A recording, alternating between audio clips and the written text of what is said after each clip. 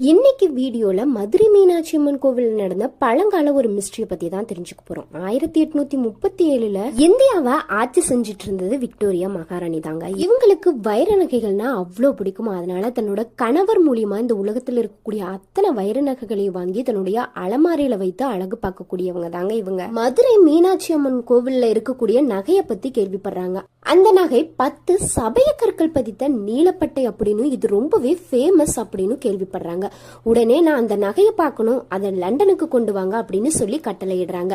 உடனே பிரிட்டிஷ்காரங்க அந்த நகையை கப்பல்ல லண்டனுக்கு அனுப்பி வைக்கிறாங்க. இத பார்த்த மகாராணி உடனே ஒரு விஷயத்த உணர்றாங்க. இது மனித காதல் கொள்ள இந்த நகை சாதாரண நகை அல்ல அப்படின்னு. நான் மகாராணியா இருந்தாலுமே இந்த நகையை அணிவதற்கு ஏற்புடையது கிடையாது அப்படின்னு ஒரு விஷயத்த உணர்ந்து அடுத்த நாளே மீனாட்சி அம்மனுடைய நகையை மறுநாளே இன்னொரு கப்பல்ல அனுப்பி வச்சிடறாங்க. வீடியோ பிடிச்சிருந்தா மறக்காம